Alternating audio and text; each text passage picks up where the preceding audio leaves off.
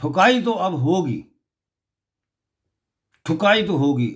آپ نے ایک شریف آدمی کو جو دنیا بھر میں یہ پیغام لے کے گیا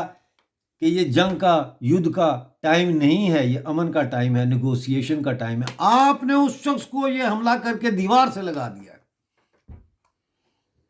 اس کے پاس آپ نے کوئی چوائس نہیں چھوڑی کہ وہ اب آپ کا پکا علاج کرے۔ ہیلو اینڈ ویلکم، میں ہوں ڈاکٹر امجد مرزا۔ ناظرین، جیسا کہ میں نے اپنے پچھلے ویلاگ میں آپ کو بتایا تھا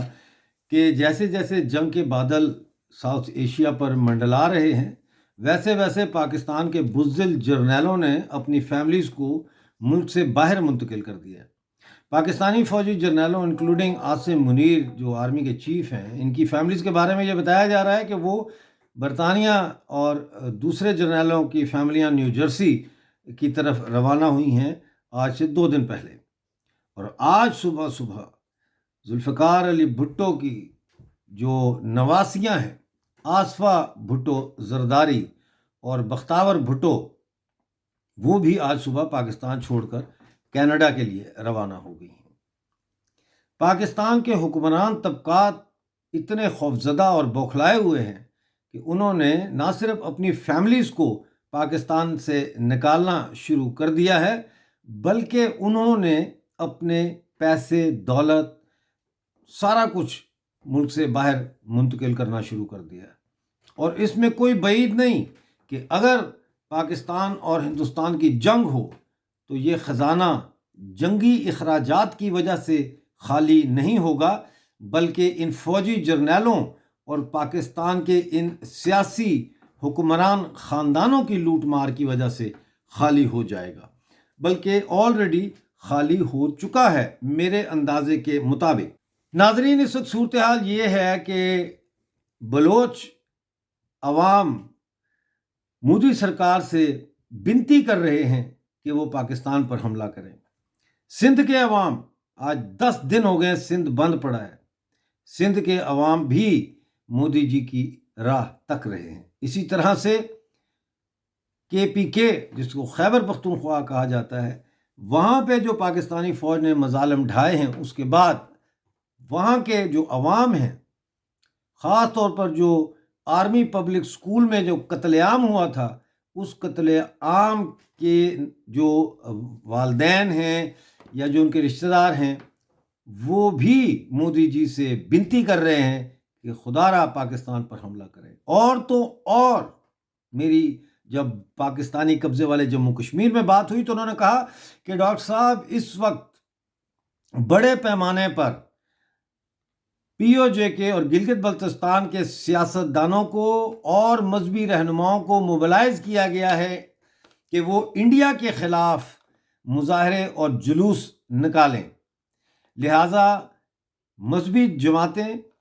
اور سیاسی لیڈران جو ہے وہ گلگت بلتستان میں اس وقت بھارت کے خلاف پردرشن کا ڈھونگ رچا رہے ہیں، پردرشن کر رہے ہیں، لیکن وہ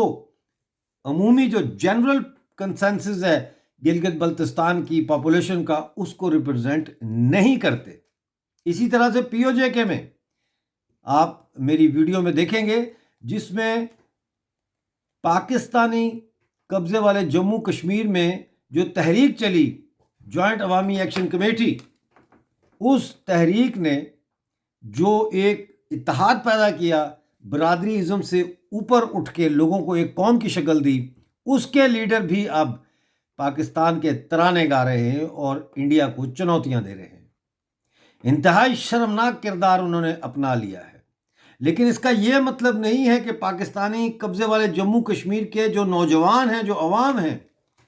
وہ ان سے سہمت ہیں،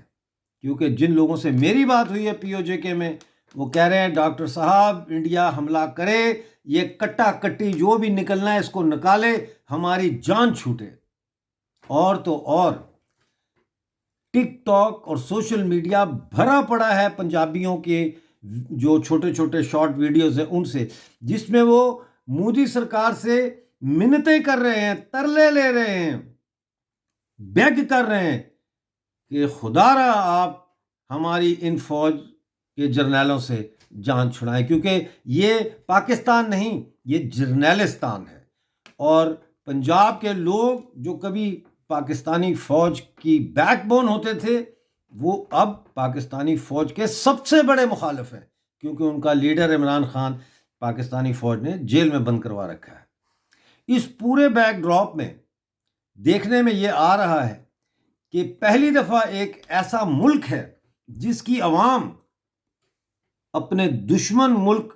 کی فوج کو بلا رہے ہیں، پکار رہے ہیں، دعوت دے رہے ہیں کہ آؤ ان پہ حملہ کرو، اس ظالم جرنیلی فوج سے ہماری نجات دلاؤ۔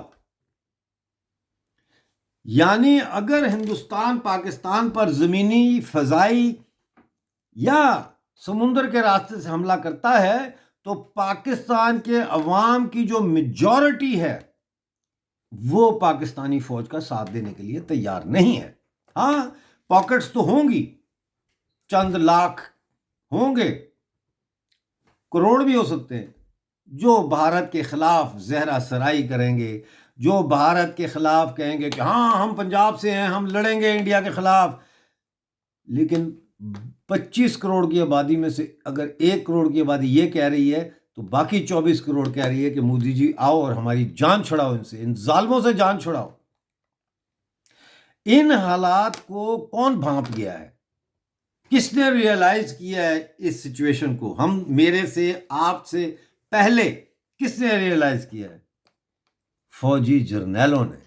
اور پاکستان کی رولنگ کلاسز کی پولیٹیشین فیملیز نے، انہوں نے ریئلائز کیا ہے کہ خطرہ بہت زیادہ ہے، ہمارے ہی لوگ ہمیں ماریں گے، ہمارے ہی لوگ ہمارا مسولینی بنا دیں گے، ہمارے ہی لوگ ہمیں ٹانگ دیں گے۔ لہٰذا انہوں نے اپنی فیملیوں کو بچوں سمیت ملک سے باہر بھیجنا شروع کر دیا۔ ڈیول پاسپورٹ تو ایسے ہی نہیں بنوایا عاصم منیر نے اپنی بیٹیوں کے، تو ان سب کے پاس یا تو ڈیول پاسپورٹ ہیں یا انڈیفینیٹ ویزاز ہیں، یورپین اور ویسٹرن کنٹریز کے۔ دولت ان کو پاکستان کی اور لائف سٹائل ان کو ویسٹ کا پسند ہے۔ یہ دوغلے لوگ ہیں، یہ دشمن ہیں عوام کے،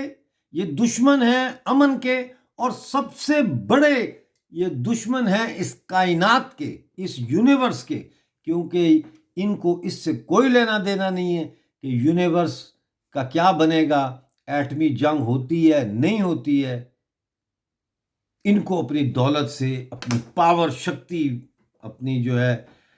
راج سنگھاسن سے ان کو پیار ہے۔ لیکن یہ وقت ہمیشہ نہیں رہے گا، یہ وقت بڑی تیزی کے ساتھ بدل رہا ہے۔ اب یہ پاکستان کے لوگوں کا کام ہے کہ وہ کیسے ان لوگوں کا گھیراؤ کرتے ہیں، کیونکہ بھارتی حملے کی صورت میں یہ یاد رکھیے کہ بھارت کبھی بھی ہسپتالوں پہ، اسکولوں، کالجوں پہ یا سویلین آبادی پر بمباری نہیں کرے گا، کبھی بھی نہیں کرے گا۔ اس لیے سویلینز کو ڈرنے کی ضرورت نہیں ہے۔ یہ ایک ایسا حملہ ہوگا جو صرف فوج کے تنصیبات پر، فوج کے ہیڈ کوارٹروں پر، فوج کی چھاؤنیوں پر ہوگا۔ لہذا اگر ان علاقوں میں سویلین رہتے ہیں تو میں ایک کامن سینس کی بات کرتا ہوں، ان کو وہاں سے نکل جانا چاہیے۔ کسی بھی ملک کے حصے میں اگر وہ رہتے ہیں، پاکستان کے ایسے علاقوں میں جہاں فوج ہے یا فوجی چھاونی ہے، جیسے کھاریاں ہے، جیلم ہے، راولپنڈی کنٹونمنٹ ہے، کراچی ملیر ہے، اور جگہ ہیں پشاور میں بھی، وہاں سے دور ہو جائیں، کیونکہ ٹھکائی تو اب ہوگی، ٹھکائی تو ہوگی۔ آپ نے ایک شریف آدمی کو جو دنیا بھر میں یہ پیغام لے کے گیا کہ یہ جنگ کا، یدھ کا ٹائم نہیں ہے، یہ امن کا ٹائم ہے، نیگوسیشن کا ٹائم ہے، آپ نے اس شخص کو یہ حملہ کر کے دیوار سے لگا دیا۔ اس کے پاس آپ نے کوئی چوائس نہیں چھوڑی کہ وہ اب آپ کا پکا علاج کرے۔ لہذا پکے علاج کے لیے اب بندوبست ہو رہا ہے۔ یہ ہفتے میں ہوتا ہے، 3-4 دن میں ہوتا ہے، 10 دن میں ہوتا ہے، مہینے میں ہوتا ہے، کب ہوتا ہے، لیکن یہ ہوگا۔ پاکستان کے عوام کو ہندوستان آزاد کرے گا اس ظلم اور اس جبر سے۔ بہت شکریہ آج کا پروگرام دیکھنے کا، ملتے ہیں اگلی اپڈیٹ کے ساتھ، اس وقت تک کے لیے اپنا بہت سارا خیال رکھیے۔